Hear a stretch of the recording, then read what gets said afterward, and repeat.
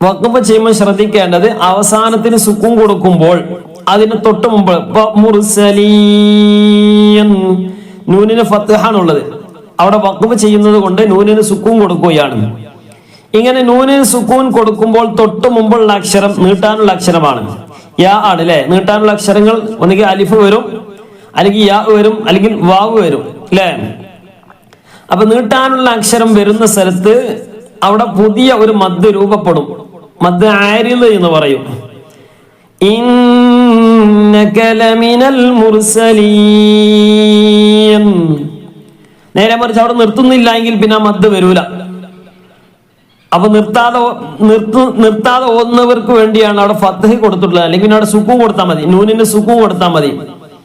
നിർത്താതെ ഓതുകയാണെങ്കിൽ ഇന്നക ലമിനൽ മുർസലീന അലാ സിറാത്തിൻ